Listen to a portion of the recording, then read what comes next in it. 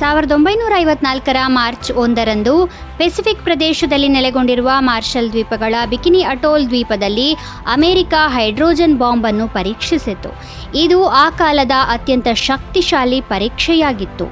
ಈ ಅವಧಿಯಲ್ಲಿ 10,000 ಕಿಲೋಟನ್ ಶಕ್ತಿಯು ಉತ್ಪತ್ತಿಯಾಯಿತು. ಇದು ಹಿರೋಶಿಮಾ ಮತ್ತು ನಾಗಸಾಕಿಯ ಮೇಲೆ ಬೀಳಿಸಿದ್ದ ಬಾಂಬ್ಗಳಿಗಿಂತ ಅನೇಕ ಪಟ್ಟು ಹೆಚ್ಚು. ಈ ಸ್ಫೋಟವು ಎಷ್ಟು ಶಕ್ತಿಯುತವಾಗಿತ್ತು ಅಂದರೆ ಅದರ ತೀವ್ರತೆಯನ್ನು ಅಳೆಯಲು ಅಳವಡಿಸಲಾದ ಉಪಕರಣಗಳು ವಿಫಲವಾದವು. ಈ ಪರೀಕ್ಷೆಯಿಂದ ವಿಜ್ಞಾನಿಗಳು ಈ ಸ್ಫೋಟವು ಅವರು ಅಂದಾಜು ಮಾಡಿದ್ದಕ್ಕಿಂತ ಹೆಚ್ಚು ಶಕ್ತಿಯುತವಾಗಿತ್ತು ಎಂದು ತೀರ್ಮಾನಿಸಿದರು.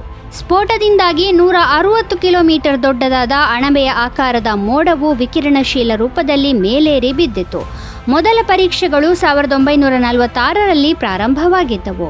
ಆ ಸಮಯದಲ್ಲಿ ಸ್ಥಳೀಯ ಜನರನ್ನು ಬೇರೆ ದ್ವೀಪಕ್ಕೆ ವರ್ಗಾಯಿಸಲಾಗಿತ್ತು. 2019ರ ಮಾರ್ಚ್ 1ರಂದು ಭಾರತೀಯ ವಾಯುಪಡೆಯ ಅಧಿಕಾರಿ ಅಭಿನಂದನ್ ವರ್ಧಮಾನ್ ಪಾಕಿಸ್ತಾನದಿಂದ ಮನೆಗೆ ಮರಳಿದರು. ವಾಸ್ತವವಾಗಿ 2019ರ ಫೆಬ್ರವರಿ 14ರಂದು ಜಮ್ಮು ಮತ್ತು ಕಾಶ್ಮೀರದ ಪುಲ್ವಾಮಾದಲ್ಲಿ ಸಿಆರ್ಪಿಎಫ್ ಬೆಂಗಾವಲು ಪಡೆಯ ಮೇಲೆ ಭಯೋತ್ಪಾದಕರು ದಾಳಿ ಮಾಡಿದ್ದರು. ಇದರಲ್ಲಿ 40 ಸೈನಿಕರು ಬಲಿಯಾಗಿದ್ದರು. ಪಾಕಿಸ್ತಾನದ ಈ ನೀಚ ಕೃತ್ಯಕ್ಕೆ ಪ್ರತಿಯಾಗಿ ಭಾರತವು ಪಾಕಿಸ್ತಾನದ ಮೇಲೆ ವೈಮಾನಿಕ ದಾಳಿ ನಡೆಸಿತು. ಇದನ್ನು ಬಾಲಾಕೋಟ್ ವೈಮಾನಿಕ ದಾಳಿ ಎಂದು ಕರೆಯಲಾಗುತ್ತದೆ. ಭಾರತದ ಈ ಕ್ರಮದ ಅಡಿಯಲ್ಲಿ ಅಭಿನಂದನ್ 2019ರ ಫೆಬ್ರವರಿ 27ರಂದು ಪಾಕಿಸ್ತಾನದ F-16 ಯುದ್ಧ ವಿಮಾನವನ್ನು ಹೊಡೆದುರುಳಿಸಿದ್ದರು.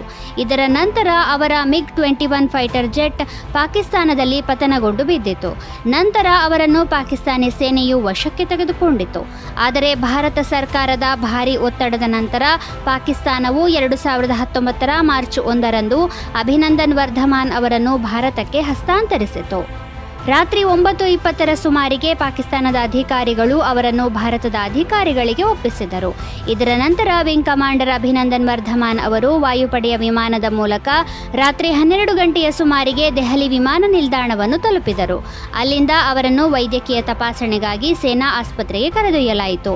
ಅಭಿನಂದನ್ ವರ್ಧಮಾನ್ 2004ರಲ್ಲಿ ಭಾರತೀಯ ವಾಯುಪಡೆಗೆ ಫ್ಲೈಯಿಂಗ್ ಅಧಿಕಾರಿಯಾಗಿ ಸೇರಿದ್ದರು. ಅವರು 2006ರಲ್ಲಿ ಫ್ಲೈಟ್ ಲೆಫ್ಟಿನೆಂಟ್ ಮತ್ತು 2010ರಲ್ಲಿ ಸ್ಕ್ವಾಡ್ರನ್ ಲೀಡರ್ ಆದರು. ನಂತರ 2017ರ ಜೂನ್ನಲ್ಲಿ ಅವರು ವಿಂಗ್ ಕಮಾಂಡರ್ ಮತ್ತು 2021ರ ನವೆಂಬರ್ನಲ್ಲಿ ಗ್ರೂಪ್ ಕ್ಯಾಪ್ಟನ್ ಆದರು. ಅದೇ ಸಮಯದಲ್ಲಿ 2021ರಲ್ಲಿ ಅವರಿಗೆ ವೀರಚಕ್ರವನ್ನು ನೀಡಲಾಯಿತು. ವಿಶ್ವ ನಾಗರಿಕ ರಕ್ಷಣಾ ದಿನವನ್ನು ಪ್ರತಿ ವರ್ಷ ಮಾರ್ಚ್ 1ರಂದು ಅಂದರೆ ಇಂದು ಆಚರಿಸಲಾಗುತ್ತದೆ. ನಾಗರಿಕರ ರಕ್ಷಣೆಯ ಮಹತ್ವ ಮತ್ತು ಅಪಘಾತಗಳು ಅಥವಾ ವಿಪತ್ತುಗಳ ತಡೆಗಟ್ಟುವಿಕೆಯ ಬಗ್ಗೆ ಜಾಗೃತಿ ಮೂಡಿಸುವ ಮತ್ತು ಗಮನ ಸೆಳೆಯುವ ಉದ್ದೇಶದಿಂದ ಈ ದಿನವನ್ನು ಆಚರಿಸಲಾಗುತ್ತದೆ.